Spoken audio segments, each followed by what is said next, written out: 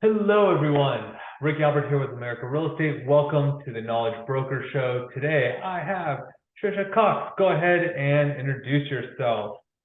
Hi, everyone. My name is Trish Cox, and I live in Bailey, Colorado, which is about an hour southwest of Denver, Colorado, a very popular place to live these days. We like to say I guess, have just gotten discovered or have been discovered lately. We're the next LA. A lot of people are coming here, probably heard of it. We have the beautiful mountains and just a really amazing quality of life. And I came here from Manhattan 8 years ago and haven't looked back. So yes, I'm happy to be here. Nice. Thank you so much. So today, it was through Go Banking Rates, but also Yahoo Finance did an article called Real Estate Agent, Buy Properties in These 5 States and You'll Be Rich in 5 Years. So of course, the states are Texas, Washington, North Carolina, Tennessee, and of course, Colorado. So they're saying that there's a variety of reasons. Could be people are just moving there from other locations. But I wanted to kind of talk about just this idea that you're basically guaranteed. To me, this seems like clickbait. What are your initial reactions? I mean, yeah, clickbait for sure. I think it's important for me, at least, to know, I don't know, a little bit more than just trying to get rich, right? I'd say we're pretty expensive, to be honest. And maybe that's why rent is really high here. I think for an 800 square foot apartment, rent in Denver is like $2,300 a month, which is really high compared to the rest of the country. So I guess that's why you might become rich if you buy some investment properties and get a long-term tenant in there. Sure. But yeah, I don't know. What do you think, Rick? I would say that's pretty clickbaity. Yeah, I do. I mean, you can get rich in any market, right? I think that there's rarely would there be a market that you can't develop wealth. Some might take longer than others. What I did find interesting about the 5 states is, at least nationwide comparatively, the home prices are kind of in the middle. Right? Like Colorado, you take Denver, for example, it's not the Birmingham, Alabama's, right, where a home might go for $100,000, but it's also not Manhattan, where that same home might be, $1 million bucks. Right. So it's kind of like in that sweet spot of like right in between. It's kind of overpriced for some people, but it's not necessarily bottom pricing. And part of the way to get rich that I don't think enough people are talking about is the loan buy down. Right? Every time you make a payment, you're actually adding equity. So it's harder to do that at such a low price point. Right. You're not actually paying as much. I know it sounds kind of weird, but and then the other thing I happened to notice was we have, let's see, Texas, Washington, and Tennessee are all no state income tax. So like I have clients who have thought about moving because they're able to keep their salaries. So if they make 6 figures, like I have one client, between him and his wife, they said that if they moved to a no state income tax, they would actually pocket about $40,000 a year. Oh, I bet. And one of the things about Colorado is I think property taxes too. I think it's the 3rd lowest in the country. So that alone is going to help save your mortgage. I mean, talking about where you are in LA, I have friends in DC and Manhattan. I mean, they pay a crazy amount of property tax, making their mortgage payment super high. So I guess it's all comparatively to where you're coming from, right? It's all relative to where you're coming from and what you know. But yeah, rent is high here. So that's going to get it for you, I'm sure. And it's a very popular place to come for tourism. And now, for restaurants lately, we're getting some really amazing restaurants. We have 5 Michelin star restaurants now. So that just came up this year. So there's a lot of cool commerce and different schools of thought that are coming to Denver. So that could be partly why it's popular. And that makes sense. I mean, it was interesting. I was having conversations with people about Los Angeles. And of course, I'm biased because I live here, I work here and all that. But let's say you don't have to work in a given city. If you don't take advantage of what the city has to offer, it's almost like, why live here? Right? Like if you don't go, like for LA, if you don't go to Universal Studios, if you don't go to the beach, if you don't go to the mountains, if you don't go hike, like if you don't take advantage of what we have, then here you are paying these really high prices and not even getting to really enjoy it. Yep. So, And if your kids aren't going to the best schools in LA, like that's another thing. Like if you don't have kids, you're retired. I tell my parents all the time in New York, like leave that little area where taxes are so high because what are you paying for? right. So if you're not using the amenities of the city, I absolutely agree. You shouldn't be there. Yeah, no, and like you said, Denver and Colorado has a lot more than just skiing. Has a lot more. Even like when I visited Nashville, I do own property in Nashville. I was surprised when I went to visit. It actually was much better than I expected in terms of shops, restaurants, things to do. Not that I'm a big country music fan, but if you are, it's like all about it. They have like the country museum has like a whole Taylor Swift section. Yeah. So if you're a Swiftie, like that's like your mecca. Very on brand these days, right? Right? Right. Forget the NFL when you have her. Yeah, she's changing the economy, I hear. Yeah, I've heard that with her Eras tour. But so in terms of getting rich, I would imagine that the article is somewhat referring to the average homeowner. It's like, okay, if I'm going to buy property, where should I buy? But also from a real estate investing standpoint, right? You work with a lot of investors. I was kind of going through some of the deals I've done this year, and the majority actually have also been investors, which you and I have talked about this offline. It's like, well, if the market was really going to crash, why are these investors making moves? Oh yeah, investors are calling me left and right because right now, I mean, I got someone in one of the best parts of Denver, 100,000 off the list price. A hundred Mm-hmm. thousand off the list price Amazing. for the best location in Denver. It was 800. We got 690, so 110 off the list price.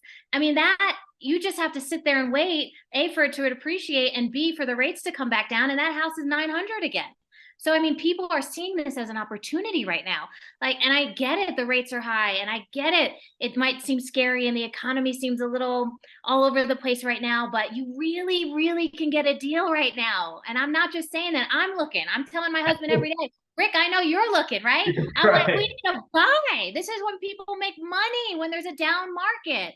And Yeah. sure, we don't want you to not have, food on the table and not be able to take care of your family. Like, we're not saying do that, but if you have a little bit of money, I would get creative these days, either with a buy down, right? Sellers are pulling out all the stops. I got a new roof for someone. I got a new breaker box for someone.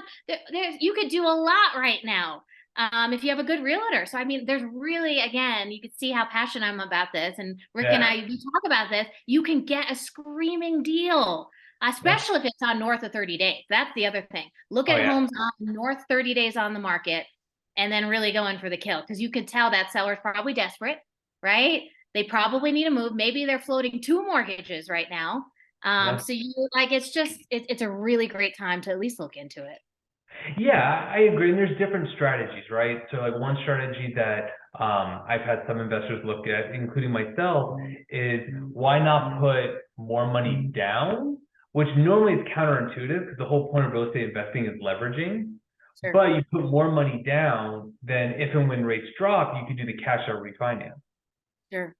right? So you get some of your money back, and really the payments might actually add up to about the same, Yeah, right? what's the hit again for that? Are What's the you gonna hit? get yeah, are you gonna get any kind of penalty to do a cash out refi?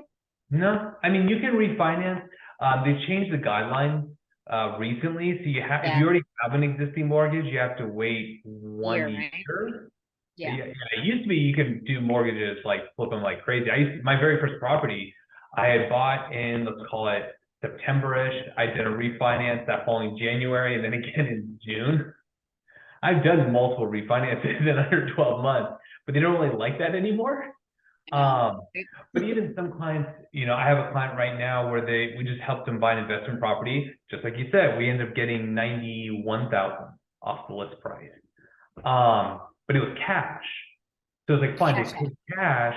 And then once rates come down to something reasonable, then they can explore different options, cash out refinance to go buy more.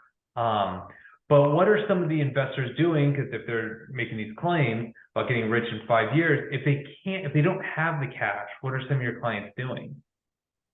Like if they Uh, have 20% down, fine, but it's like I don't have $1 million cash. sure. I mean, I know a lot of people are kind of just selling their smaller homes, the ones that Mhm. aren't making them a ton of money, consolidating the cash that they have and the income that they are making and kind of buying a new place. Mhm. So I'm seeing a lot of that. I'm just, 1031 exchange, of course, right? Taking the property that they have and buying a similar or equal valued property in another state. I can see that a lot. But yeah, I Right. mean, a lot of the clients that I have are just seeing it mostly as an opportunity right now, and Yeah, have the capital, have the means, doing a HELOC, of course, right? Home sure. equity line of credit, pulling that out because we've all made maybe 10 to 20% more in our homes during the pandemic. So either taking it out of their primary or taking it out of their investment property, changing up their portfolio a bit and kind of making room for new real estate because of the opportunity. Right. Now, I mean, the article says get rich in 5 years. Do you think it's actually possible within 5 years? I guess I it mean, depends what's on rich too, rich. right? Yeah. I guess clarify what rich is to some people. Are you going to be able to cash flow? Are you going to be able to, set yourself up for success for the future? Absolutely. And I don't know what that number is for some people. Is it 3 homes? Is it 5 homes? Is it 10 homes? Is it a multifamily? Is it a 10 Yeah. plex? I don't know what it looks like for a lot of people, but the whole goal of real estate for me is to get passive income and retire early. I think we all know that acronym FIRE, right? Financial independence, retire early. If you're really creative with your portfolio and your money right now, you can do it, especially with real estate. So, my goal is to always get 1 or 2 properties a year. That's not happening right now. But because, other people are involved in my money, like my husband, everyone needs to tell him It's one it's a of good those. time to buy. And I think it's possible. I think it's possible to get rich and whatever that means to you. Is it time affluence? That's what I always like to say. Can you pick and choose what you do with your day? That's being rich to me, Yeah. and you could probably do that with a few rentals, especially as things appreciate. Yeah. And I think the other thing to factor in is you can buy a few properties today and it's all about the long run, right? So when I talk to like family, friends who all make fun of me for wanting to buy properties because they're like, why would you want to deal with tenants? And I say, you don't understand. By the time these mortgages are paid off, I will be younger than my parents and I'm effectively set. I actually Sure. don't, arguably, I actually don't need, I should probably buy one more property. Like basically my primary residence should become a rental. So then after that, it's like, in theory, I could be done. I think I'd be cutting it close, but I could be done with Sure. buying properties because there is appreciation. These markets, the Washington, which I was a little surprised on Washington because Seattle's a rough market for Yes, landlords. I hear that one's depreciating quite a bit, along with Austin. So I don't know if Yeah. Texas was Austin. So Right. And of course, these weren't city specific, right? So it's like, exactly. okay, because you're right, Austin has not done well. They kind of went up really fast and then kind of took a nosedive. And I know part of the problem that Texas has is the whole property taxes. So in California, property taxes, no, even if my home value doubled, it can only go up 2% per year. Texas does not have a cap. Right. So for anyone who bought years ago in Austin, and then all of a sudden there was this huge, rise in value, and they're like, well, I can't afford my property taxes now. What do I do? I'm stuck. I don't know. Does Colorado have a cap, or can it really fluctuate? I think it's changing recently. So I'll have to look into that. But yeah, everyone's up in arms a little bit at the recent assessed value of homes and how much it went up because everyone appreciated so much. So Yeah, now there's a little bit Tabor tax and our Tabor rules are changing a little bit because everyone is pissed that that's a little hypocritical. Like, oh yeah, I want my value to go up, but I don't I want to don't pay. want my, oh yeah, of course, that's everyone, right? That's That's the a world we good live in. thing. Yeah. No, I get it. And we also have to take a look at, where businesses are going, which a lot of them are going to Texas. We are seeing, Seattle still has, I believe, Microsoft, Amazon, still has some big, ventures there. Same with Tennessee. And I know Colorado's been getting a lot of movement. Yeah, we have a lot of tech right now. We've got Amazon, Google. I think we have 10 Fortune 500 companies. We've got all 4 ball sports. So I feel Yeah. like it's a lot of people want it. We just won. The Nuggets just won the national championship. The Broncos are pretty terrible, but we've got a lot of change. It doesn't scare it. We have spirit. That's right. Spirit. You know, we have Coach Prime too. Everyone he's a big Deion Sanders at CU Boulder. So, I mean, yeah, we've got a lot going for ourselves here, and it's only expanding in terms of businesses. I'd say we were the last maybe to get all the businesses, but Salesforce has a tower downtown now. You know, that means we're getting big. So It means yeah, high yeah. earners. I Say it mean, that's again. what people don't realize. It's like, it's one thing to have businesses move. It's another to see what kind of employment that's actually going to be. Like, I've had people like, well, Amazon's coming to my city. It's like, is it Amazon or is it Amazon distribution center? Which, Yeah. nothing wrong with it. We need more employment. We need all that, but it is something different when it's, no, these are executives that are coming in. People making 100,000+ a year, and in some of these states, tax free. Yep. Yep. You know, they might be more than happy to move. Oh yeah, absolutely. Absolutely. Yeah. So Okay, that's fair. Is there anything else you think people should be aware of when we're talking about getting rich in 5 years from these states? Is there any comments you might have on whether it's these states, things you've been seeing in the market? yeah, I mean, it's an interesting market right now. I think everyone's a little I don't know if they're nervous. I think we have a lot of, and this is a personal thing, so who knows if I Sure. should bring this up or not. I think we have a silent spending problem. I think a lot of people are not focused on like what is going to make them money. And it's not like buying things, right? And especially things that depreciate. I mean, I love hearing that most millionaires drive a Toyota. You know, like Right. you can have a nice car, but like I think we've got a little bit of an issue going on right now where there is quite a divide where the rich are getting richer, the poor are getting poorer because people are spending. And, you know, I sometimes tell my clients, the ones I really trust and the ones that are not going to like look at me crazy, but like sometimes all you got to do is not go out to eat for a couple months, you know, maybe not spend that $500 a month on something, and then you can get a house. You can get Yeah. a house and set yourself up for success. So I think we just are living in a world right now where the priorities have shifted or a little out of whack. And I think like if you know, some people who are very well qualified for a home 2 years ago are not anymore, but they're sitting on a lot of money, and they probably just need to get a little more creative to make those payments work. And you know, you don't always have to put down 20%. Like, then that's something that's a myth that a lot of people think, and maybe people need to hear it right here. You don't have to put down 20%. I Okay. never have. You don't have to. I Use mean, leverage, use the bank, use it. Okay. yeah. I'm thinking, hang on. So my first property, 10%, second property, 3.5. Another one, the other ones, I did a HELOC, and then I sold my condo and did a 1031 exchange. So I bought those. I put some money in, but then I burned it out. So I got my money back and then some. So I actually haven't done more than, 10% technically, and like actually left the money in. Everything else I've got back. Yeah, I think it's super smart. And maybe you don't have a lot of income, but you have a lot of cash. Then you could put down more.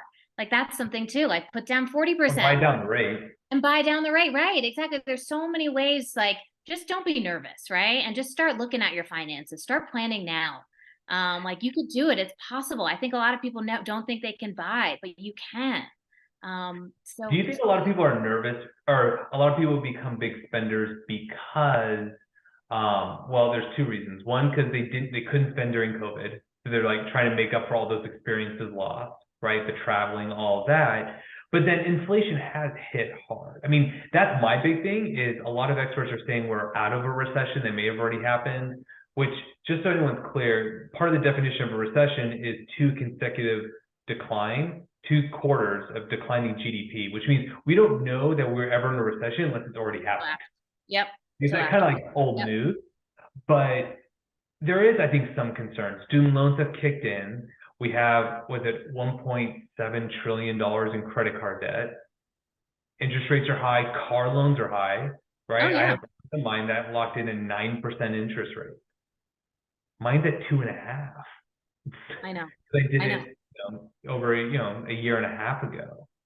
So, I mean, is it that people are spending too much, or is it just they're just trying to survive with this hyperinflation?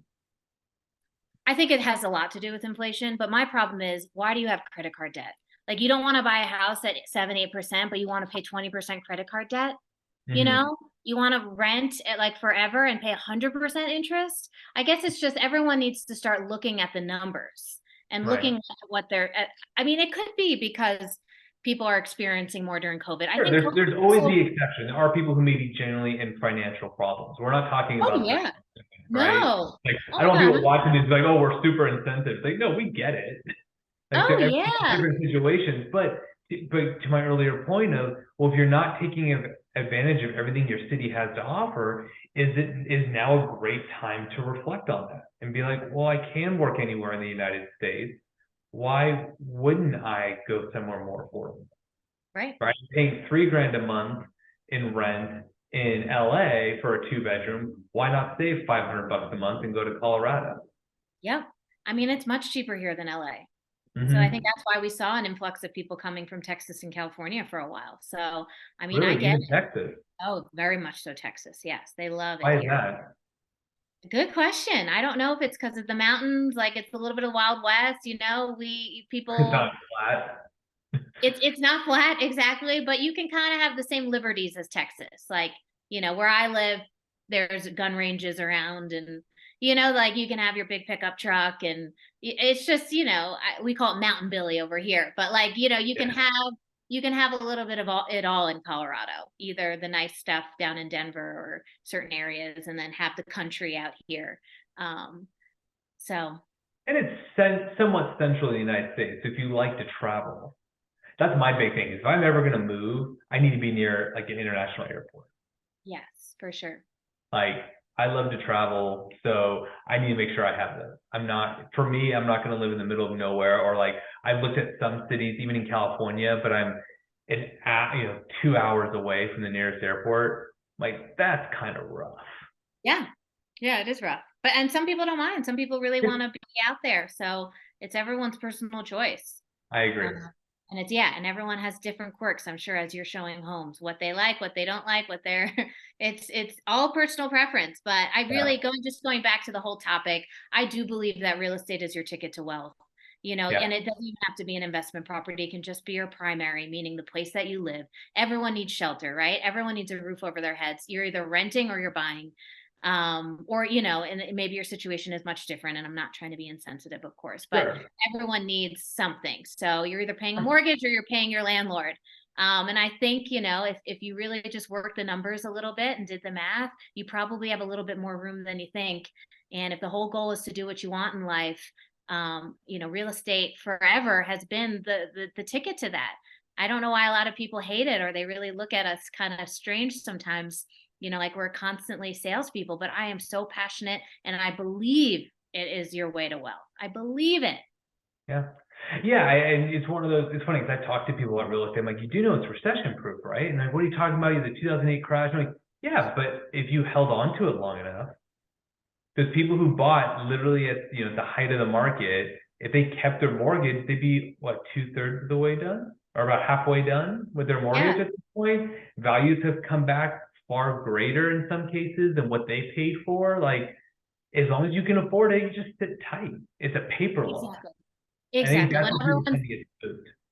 When people say to me, but what happens if this happens? And I'm like, then you sit pretty and eat popcorn. Like you don't move. You don't Yeah, have to move. That's the yeah, thing. Like, just wait. Just wait. And look at the data. Like, stop listening to your uncle or whatever. Just look at the data though. Everyone should be not listening to people and doing their own research. And don't even listen to your realtor, maybe. Like, just look it up yeah. yourself.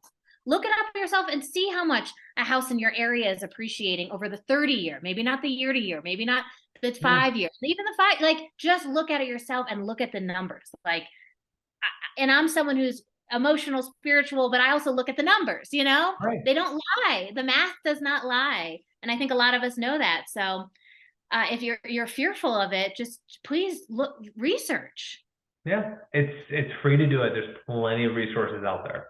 Yes, and I'm sure Rick and I can all give you all kinds of stuff Oh that if you yeah. want to research too. We're I happy to kind of see. have to. I mean, especially when people keep talking about investing out of state or investing in here and there. It's like, yeah, there's over 19,000 cities across the United States. Right. And everything's street by street, whatever it is. And even kind of going back to this article, it's like, well, this article, I wasn't really a big fan. And interestingly enough, I subscribe to a service where they reach out to people asking for quotes, and I saw this one come up.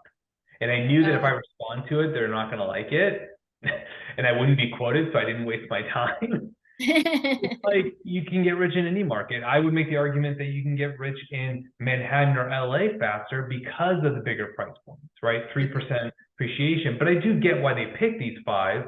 But even then, these are, this is states. This is all very high level. Every city is going to be totally different. What's happening in Houston versus Austin versus Dallas, what's happening in Denver versus Colorado Springs, it's all going to vary. So thank you so much, Trish, for doing this. How can people get a hold of you? You can find me on Instagram at Cox Properties or message me at Cox Properties. tcox@tcoxproperties.com. There you go. All right. Well, thank you so much. And we'll talk to you soon.